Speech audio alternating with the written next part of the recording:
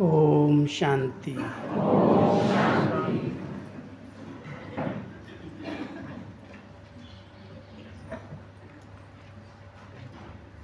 हम सबको मीठे बाबा ने इतनी श्रेष्ठ ये जिंदगी दी है, ब्राह्मण जीवन, जिसमें हम सबको अलौकिक पालना परमात्मा की मिल रही है। पिता रूप से वर्षा मिला है, जो कुछ बाबा के पास है, हम सब बच्चे उसके मास्टर हैं, मालिक हैं, वारिस हैं। शिक्षक रूप से बाबा ने हम सबको इतनी गहरी शिक्षाएं दी हैं, पढ़ाया है, अपने समान मास्टर नॉलेजफुल बनाया है। नॉलेजफुल, त्रिकालदर्शी, सुदर्शन चक्रधारी, ये सब टाइटल बाबा ने अपने बच्चों को दिए हैं। सतगुरु के रूप से श्रेष्ठ मार्गदर्शन देते अनेक वरदानों से हम सबकी झोली भरी है। हम सब की पालना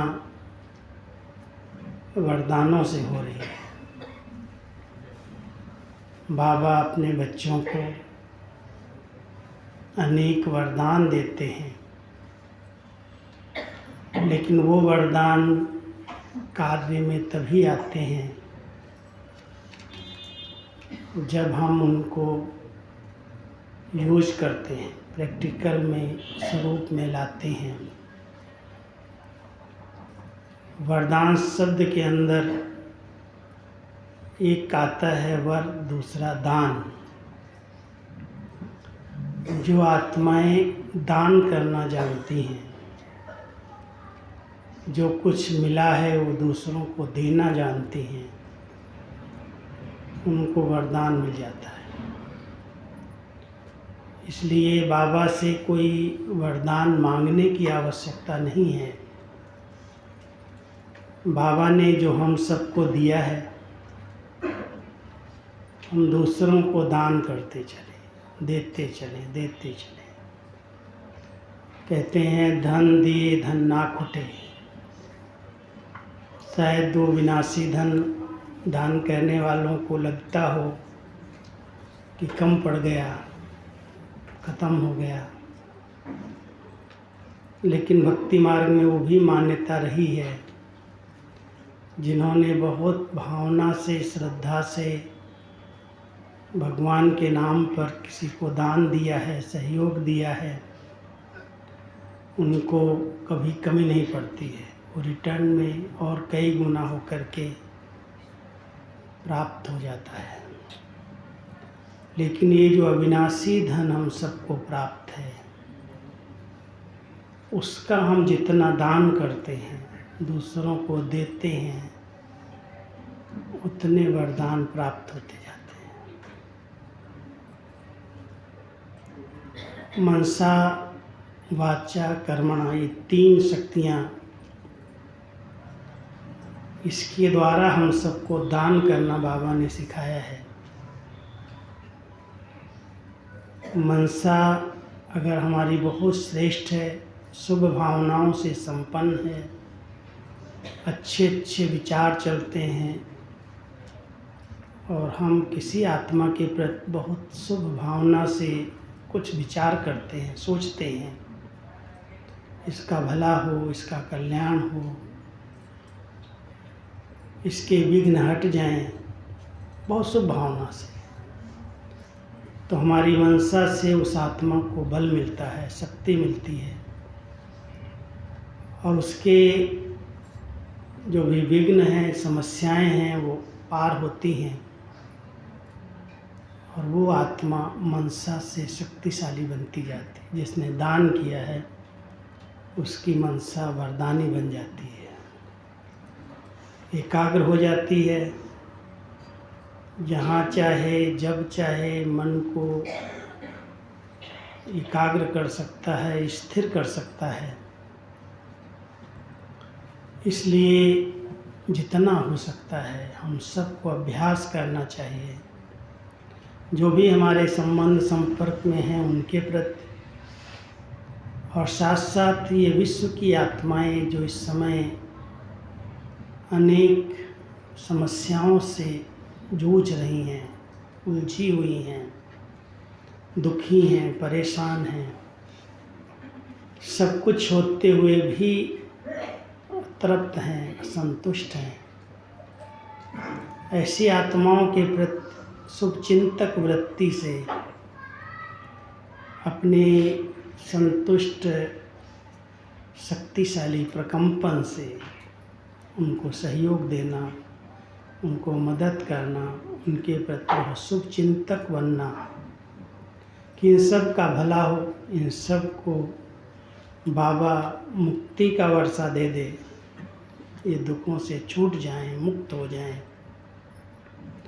ऐसी शुभ भावना का दान अगर हम चलते फिरते कर्म करते उनके प्रति कुछ विचार करते हैं तो वो हमारी बहुत सूक्ष्म सेवा है, जिसको बाबा कहते हैं ऐसा समय आएगा जो आप बच्चे वाचा सेवा नहीं कर सकेंगे।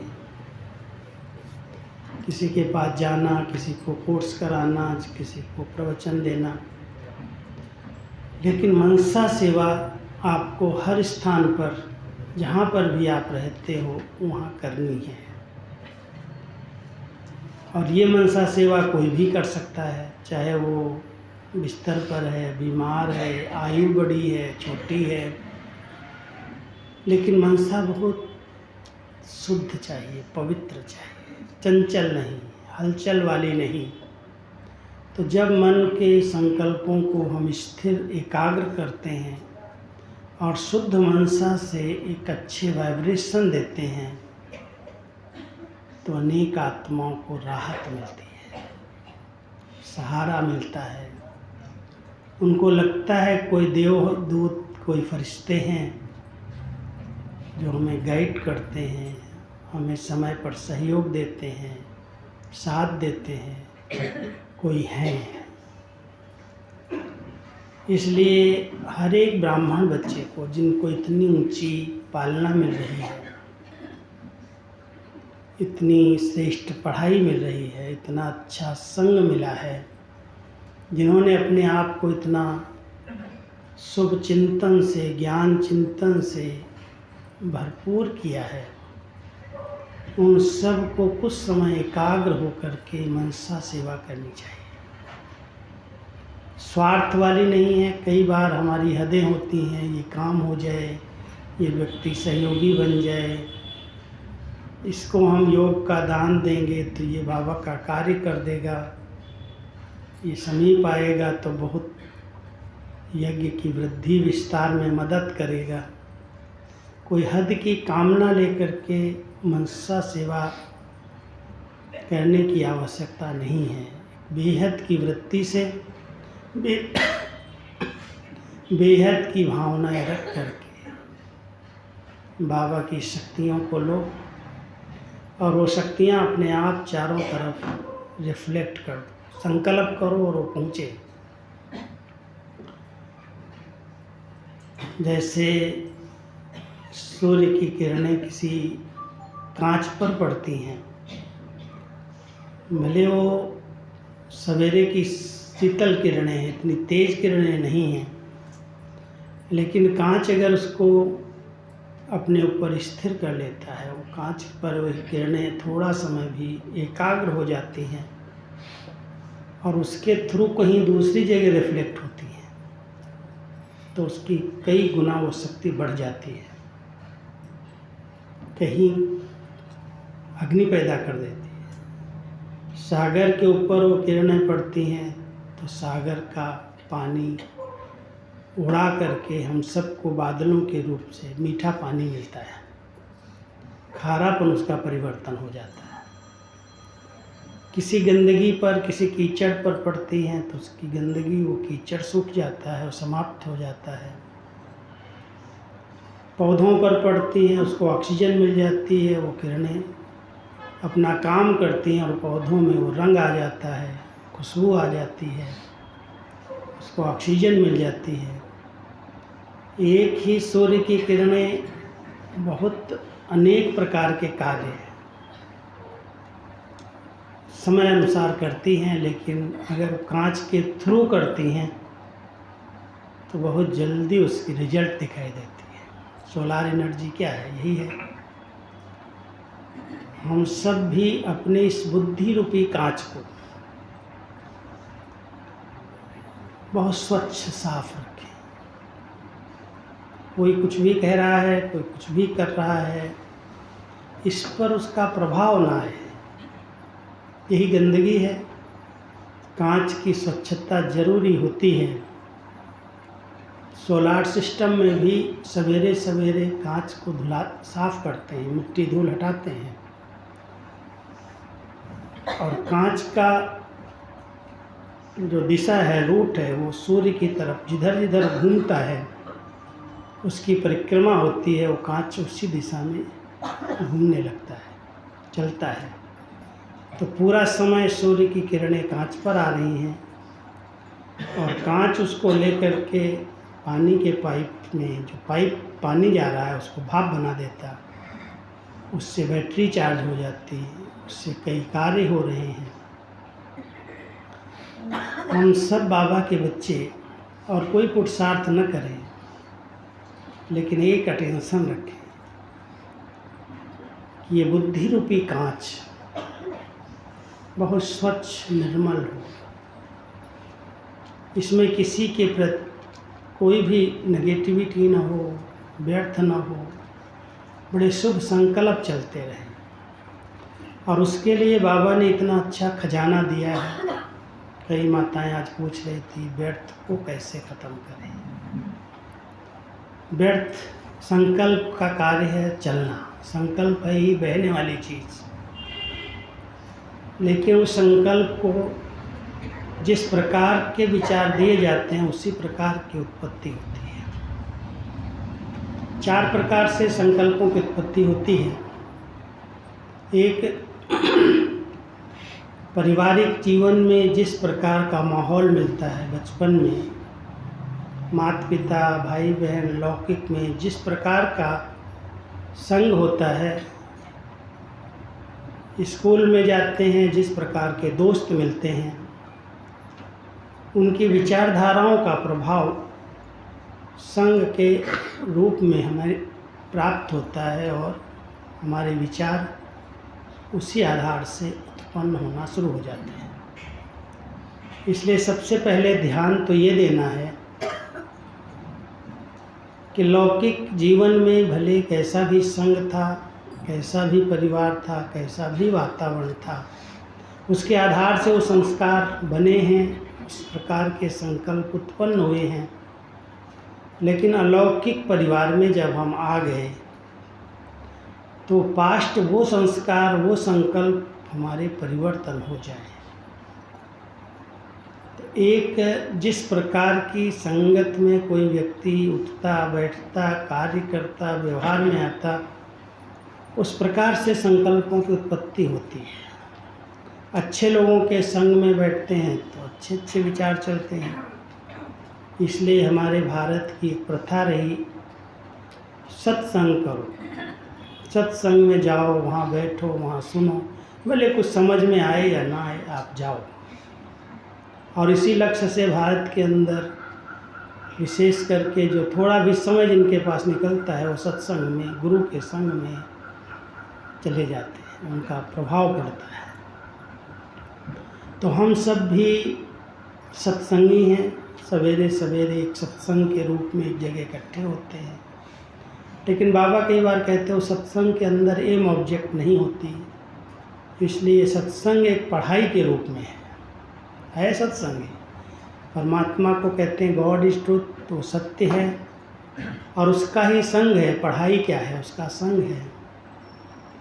तो जिस प्रकार के संग में हम रहते हैं उस प्रकार के हमारे विचार चलना शुरू हो जाते हैं। जितना समय उसके साथ रहते हैं उसी प्रकार के विचार, उसी प्रकार के स्वप्न, उसी प्रकार के संस्कार बन जाते हैं। इसलिए सबसे पहले अटेंशन देना कि कोई भी ऐसे वैसे के संग में मुझे नहीं जाना, जो व्यर्थ बोलता हो, व्यर्थ सुनता हो, व्यर्थ सोचता हो, जिसकी विचारधाराएं बहुत नेगेटिव हों, उस संग में उठना बैठना, उनसे जितना हो सके बचाओ, अपने को किनारा करके।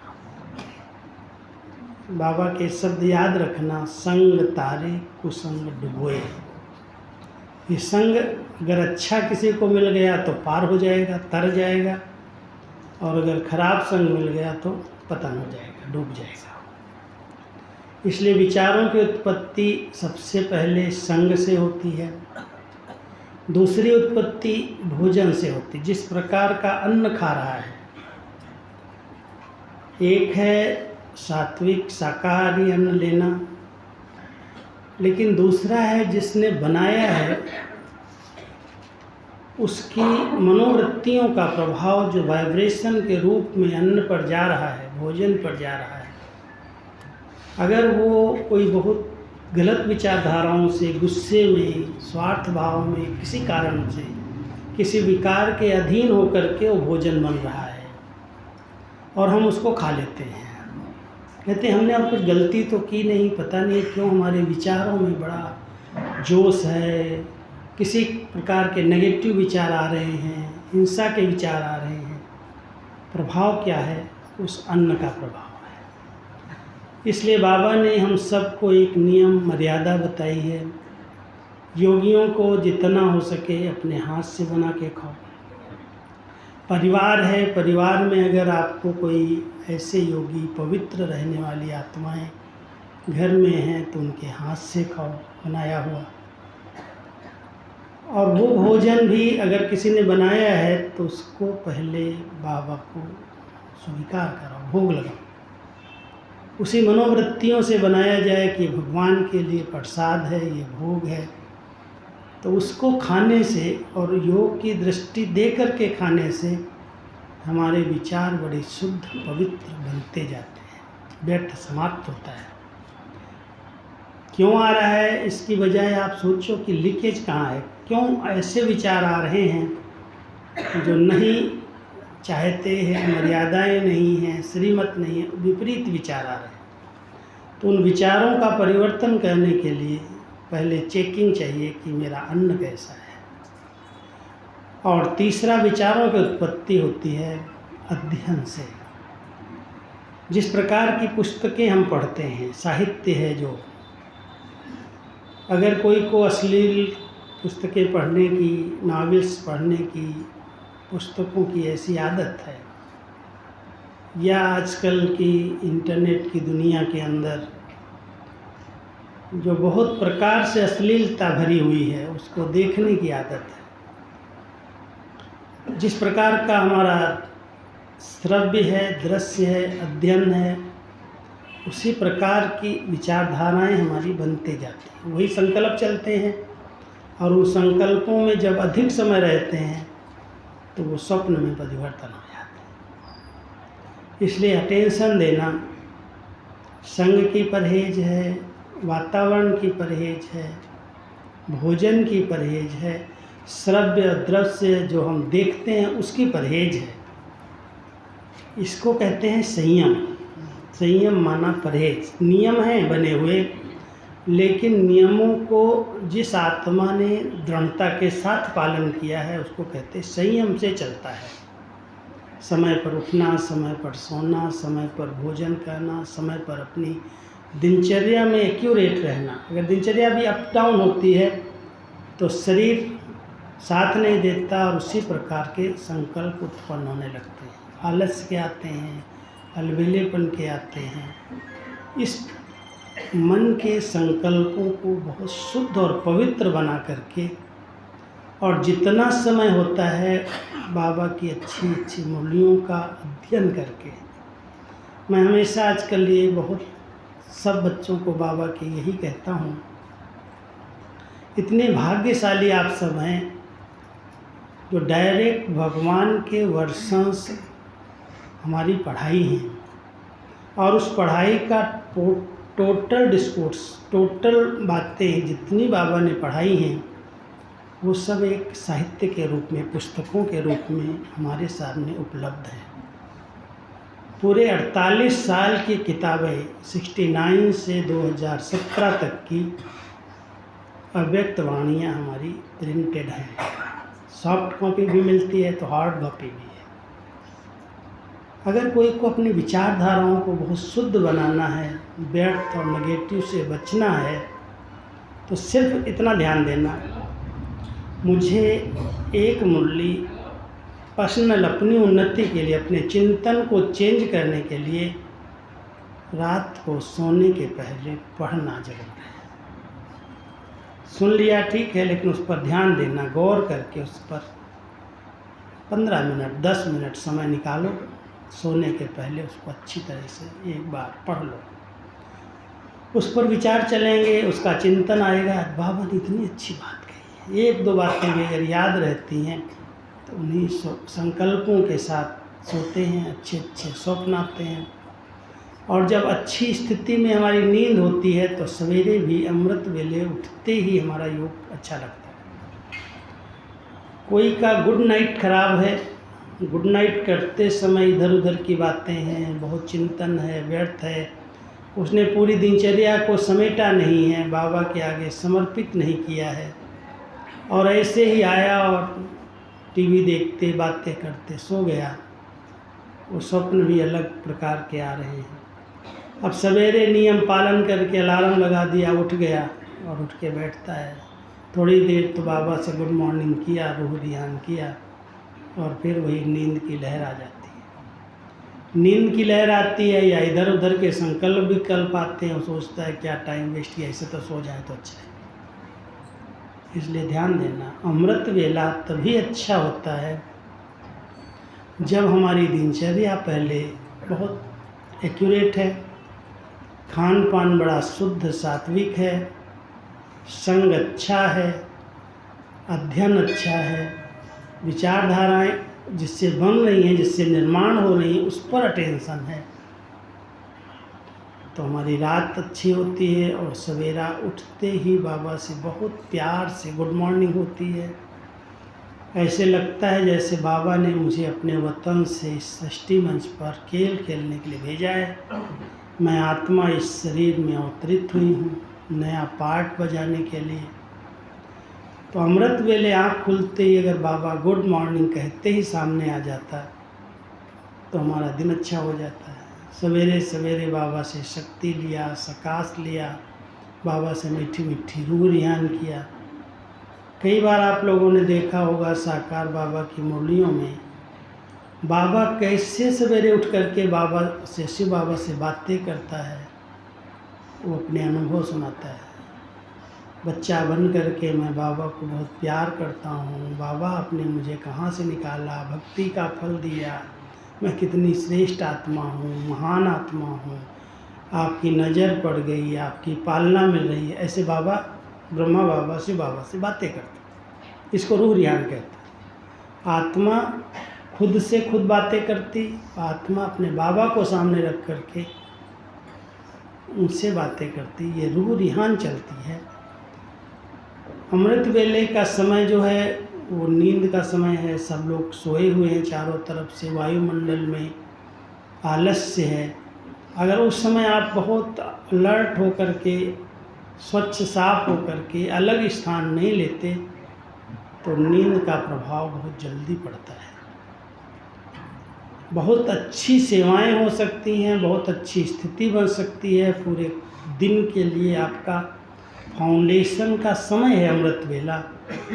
अगर एक लक्ष्य के साथ बहुत शक्तिशाली याद रहती है तो उसका प्रभाव सारा दिन चलता है। इसलिए सभी ध्यान देना कि हम बैठते तो हैं, नियम तो पालन करते हैं, लेकिन संयम पूर्वक नहीं करते, विधि पूर्वक नहीं करते। बाबा ने विधि बताई है। आप बिस्तर से उठते हो, पहले हाथ मुँह धो लो, लेट्रिन में जाओ तो स्नान कर लो, नहीं तो कोई बात नहीं है। ऐसे ही साफ स्वच्छ हो करके बहुत अच्छा बाबा का सुंदर गीत बजा दो। अगर आपके घर में बाबा की कॉस्केट है, बाबा का ट्रांसलाइट है, फोटो है, कुर्सी डाल करके आराम से बैठो, जैसे जिस मुद्रा में बैठ सकते हो बैठो। और बैठ करके अगर योग नहीं लगता है मेहनत लग रही है, सिर्फ बाबा मैं तुझे देखता रहूँ, इतना तो कर सकते हैं, देखता रहूँ। आप बाबा के नैनों की तरफ ऐसे देखते रहो, देखते रहो, देखते रहो। आपको अनुभव होगा, मैंने कई बार ऐसा अनुभव किया है, जैसे वो नैन ही एक उड़न खटोला बन गए, ले गए उड़ा करके। कोई संकल्प नहीं कर रहे, कोई मेहनत नहीं कर रहे याद करने की, सिर्फ बाबा तुझे देखता रहो। बाबा की भ्रकुटी की तरफ देखो, बाबा के नैनों की तरफ देखो, बाबा का फेस कितना मुस्करा रहा है देख करके। कई बार लगता है फ़ोटो है, लेकिन कई बार ऐसे अनुभव होता है फ़ोटो नहीं तो चैतन्य में बैठा है, सामने बैठा है। बहुत भावना से बाबा कहते हैं और बाबा की हाजिरी का अनुभव करते हैं। कई बार बाबा कहते हैं ना, दिल से बाबा कहो, दिल से कहो, देखो मैं आता हूँ या नहीं आता, मैं सामने हाजिर हो जाता हूँ। बहुत प्यार से बाबा,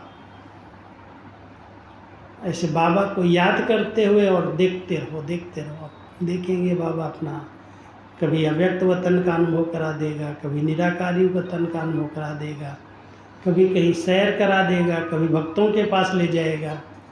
कितने पुकार रहे हैं, लाइन में खड़े हैं, कितने दुखी हो रहे हैं, चलो इनको अनुभव कराओ, साक्षात्कार कराओ, इनको दृष्टि दे दो, नज़र से निहाल कर दो।